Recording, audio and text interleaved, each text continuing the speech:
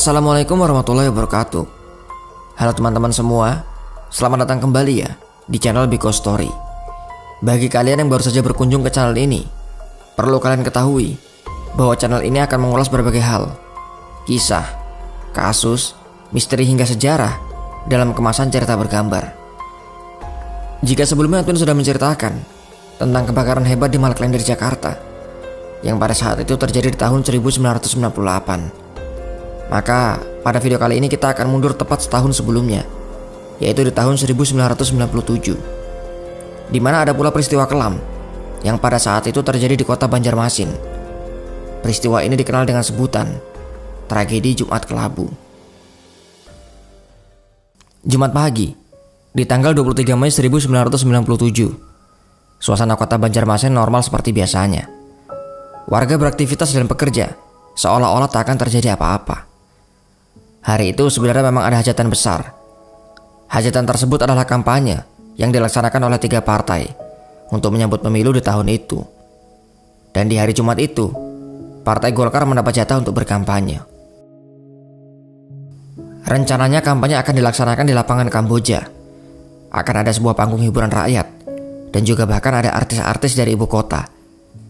Selain dari artis, ada juga 2 tamu undangan penting yang ikut datang dari Jakarta, yaitu Menteri Sekretaris Kabinet Saadillah Mursyid dan Ketua Majelis Ulama Indonesia Kiai Haji Hasan Basri. Acara tersebut jelas merupakan hajatan besar, apalagi penyelenggaranya adalah Partai Golkar yang notabene merupakan kekuatan besar kala itu. Kegiatan kampanye dimulai dari jam 9 pagi. Warna kuning begitu semarak di mana-mana. Mereka semua membagi sapu tangan bergambar beringin, juga memberikan bungkusan-bungkusan nasi. Jumlahnya ada sekitar 10.000. Sasaran kampanye itu ialah buruh, tukang becak, tukang ojek, serta para pedagang-pedagang kecil di pinggir jalan. Semuanya berjalan dengan normal sampai dengan jam 11 siang. Di siang harinya, anak-anak muda simpatisan partai, mereka semua masih terus melanjutkan kampanye dan kemudian membuat iring-iringan motor. Dimulai dari pusat kota, mereka mulai menarik-narik gas motor yang tentu suara rawangannya sangat bising dan mengganggu. Apalagi sebagian dari mereka melepas knalpot motor yang membuat suara motor itu semakin memekakan telinga. Sebenarnya suara bising dari rawangan motor massa yang berkampanye bukan hanya kali itu saja terjadi. Hal seperti ini sudah biasa terjadi ketika ada sebuah iringan massa melintas di jalan. Namun kesalahan fatal yang mereka lakukan adalah pada waktu dan tempat yang digunakan. Ya, siang itu tentunya warga muslim sedang melaksanakan ibadah Jumat. Ibadah yang harusnya berjalan dengan khusyuk akhirnya harus terganggu dengan rawangan suara motor. Ketika massa melintas di Jalan Pangeran Samudra, para aparat yang berjaga langsung melarangnya, mengingat bahwa di area tersebut terdapat Masjid Nur. Diketahui juga jemaah yang melaksanakan sholat Jumat biasanya meluber sampai ke jalan. Namun demikian massa dari kampanye tetap memaksa.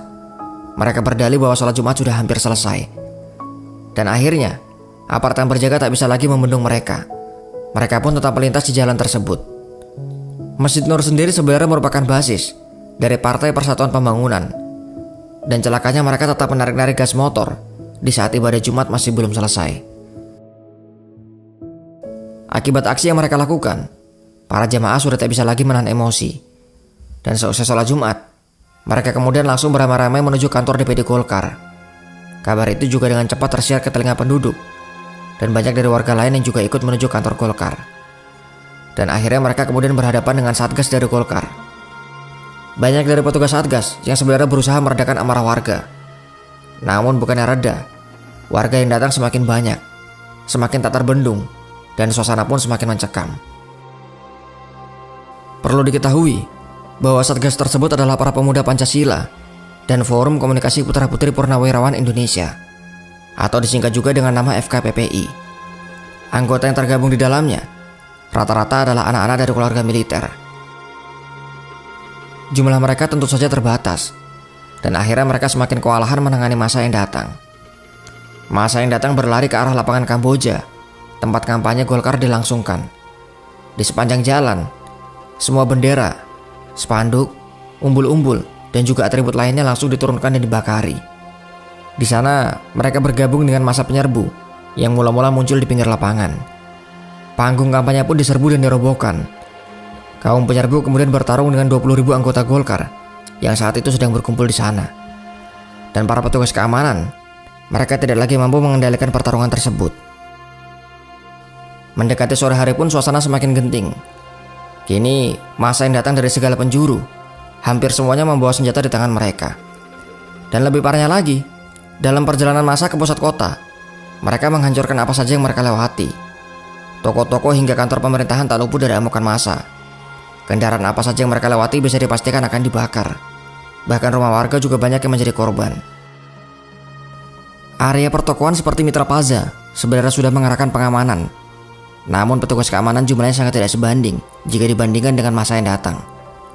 Sementara di Hotel Istana Barito, satpam berlarian menggedor-gedor pintu sambil kemudian berteriak, "Kebakaran! Kebakaran!" Para tamu yang mendengarnya pun langsung berhamburan keluar untuk menyelamatkan dirinya masing-masing. Terlihat pula di jalan ada seorang wanita yang hanya menggunakan dalaman. Seorang saksi mengatakan bahwa kaos Golkar yang dikenakannya ditarik oleh massa. Namun beruntung ia berhasil menyelamatkan diri. Dikatakan bahwa dominasi massa kebanyakan menggunakan atribut dari Partai Persatuan Pembangunan, serta mereka juga meneriakan yel-yel. Ada juga yang mengatakan bahwa ada rombongan lain yang juga menggunakan atribut dari Partai PDI. Tak lagi jelas siapa yang menjadi korban ataupun pelaku dari bentrokan hari itu. Lebih parahnya, bentrokan ini seolah menjadi momen untuk menumpahkan semua sentimen, dari sentimen agama hingga gesekan antar etnis. Seolah kerusuhan itu pun dimanfaatkan untuk menumpahkan semua amarah dan juga permasalahan. Yang tadinya hanya ada dua kubu, akhirnya merembet dan menyeret banyak pihak lain. Bisa dikatakan banyak juga informasi hoax yang beredar, yang justru membuat suasana semakin keruh. Kala itu berhembus isu bahwa Masjid Nur akan dibakar, membuat massa akhirnya semakin bergolak. Para pemuda dari suku Madura pun juga ikut turun. Begitupun dengan Maluku yang kala itu bersitegang dengan suku-suku dari Sulawesi Selatan. Dan yang pasti sentimen anti Cina pun berhembus, membuat warga dari suku Tionghoa akhirnya menjadi amukan massa pada saat itu. Dan kemudian di sore harinya listrik kemudian padam. Sampai malam pun masih tetap belum menyala. Namun nyala api dari kebakaran menerangi sepanjang jalan. Petugas pemadam pun tak bisa melakukan apa-apa. Ketika mereka berusaha memadamkan, mereka justru ikut diserang dari segala arah. Hingga kemudian di jam 10 malam, 1.000 pasukan pengaman diturunkan dari 3 Hercules. Pasukan pengaman itu bersenjata lengkap. Mereka juga diizinkan untuk menembak di tempat jika seandainya para perusuh itu melawan. Pasukan kemudian bergerak ke gedung Mitra Plaza, di mana tempat itu salah satu yang terparah akibat bentrokan. Tak lama setelahnya, kilatan dan juga ledakan dari senjata api pun menyala di tengah malam. Namun demikian, sangat sedikit informasi yang diketahui setelahnya. Di jam 12 malam, banyak akses jalan yang kemudian diblokir oleh warga kampung. Bagi mereka yang bukan warga kampung tersebut, tidak diperbolehkan untuk melintas. Massa yang sudah ada di pusat kota pun semakin susah untuk keluar, karena banyak akses lain yang juga diblokir oleh para petugas keamanan. Di jam 3 subuh, ribuan pasukan keamanan mulai bergerak ke kampung Kelayan. Kampung ini merupakan kampung terpadat, dan tidak dipungkiri banyak sekali preman di tempat tersebut. Dari hasil penyisiran, ada 195 orang digiring ke kantor polisi. Rata-rata wajah mereka sudah babak belur dan sangat susah untuk dikenali. Penyisiran pun terus dilakukan oleh pasukan pengaman. Mereka juga menyisir ke perumahan Beruntung Jaya. Namun di area tersebut semua warga sudah mengamankan diri di rumah masing-masing. Dan rupanya di jam 4 subuh, datang kembali pasukan pengaman sebanyak 5 truk. Kali ini target mereka adalah menyisir kampung Teluk Tiram. Mereka memburu perusuh yang kemungkinan bisa saja bersembunyi di kampung tersebut. Namun dari semua penangkapan itu, informasi mengenai perusuh yang tertangkap atau siapa dalang di baliknya tidak diketahui. Karena pemerintahnya tertutup, tidak ada laporan yang bisa dipercaya mengenai apa yang sesungguhnya terjadi di lapangan pada saat itu. Lagi pula, berita-berita pers sangat terbatas pada masa Orde Baru. Imbas dari peristiwa ini pun sangat luar biasa. Kantor DPD Golkar sudah dipastikan terbakar. Begitupun dengan kantor instansi-instansi seperti kantor Dekdikbud, kantor Depkes, gedung PLN, gedung PDAM, kantor Pegadaian, gedung-gedung sekolah, beberapa bank, apotek-apotek dan juga banyak sekali pusat perbelanjaan. Lebih parahnya lagi tempat ibadah juga dirusak, seperti gereja dan juga kelenteng. Begitupun dengan panti jompo yang dibakar, serta banyak sekali rumah warga dan juga kendaraan yang rusak dan terbakar dalam bentrokan itu. Dan itu baru kerugian dari segi material, yang masih bisa dibeli atau diperbaiki, masih bisa dibangun kembali. Lalu, bagaimana dengan korban jiwa dari peristiwa ini? Sangat sulit untuk melacak korban dari peristiwa ini. Orang yang hilang dari peristiwa ini pun tidak bisa dipastikan apakah orang tersebut masih hidup atau mungkin sudah meninggal. Sehingga untuk menyelidiki hal tersebut, dibentuklah tim pencari fakta, yaitu Tim Pencari Fakta Yayasan Lembaga Bantuan Hukum Indonesia, atau kerap disingkat dengan nama YLBHI.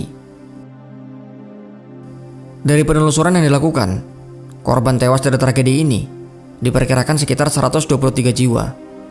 118 orang mengalami luka-luka, dan ada sekitar 179 orang yang dinyatakan hilang karena peristiwa ini. Komnas HAM juga melacak korban dari peristiwa ini, diperoleh angka yang lebih tinggi, yaitu 199 orang yang hilang. Namun kemudian 2 diantaranya berhasil ditemukan. Yang paling menjadi ironi, rata-rata korban tewas bukan karena bentrokan langsung, melainkan sebagian dari mereka terbakar dalam rumah ataupun ruko. Mengingat peristiwa ini sendiri berlangsung selama semalam penuh sampai dengan dini hari. Peristiwa berdarah yang disebut sebagai tragedi Jumat Kelabu dilabeli sebagai peristiwa terparah yang terjadi di kota Banjarmasin. Dan tidak hanya itu, peristiwa ini juga merupakan salah satu yang terburuk dalam sejarah pesta demokrasi yang ada di Indonesia. Banyak pendapat yang mengatakan bahwa peristiwa ini dipicu karena kurangnya toleransi, karena tidak menghargai antara satu pihak dengan pihak yang lain, dan sepertinya memang itulah salah satu pemicunya. Namun beberapa pengamat mengatakan bahwa peristiwa ini juga sebenarnya dilatar belakangi oleh ketidakpuasan masyarakat terhadap pemerintah. Jika kalian memiliki informasi lain atau punya pendapat yang berbeda dari peristiwa ini, silahkan tuangkan pendapat kalian dalam kolom komentar di bawah. Sampai di sini kisah yang bisa admin sampaikan. Sampai jumpa kembali di video selanjutnya. Wassalamualaikum warahmatullahi wabarakatuh.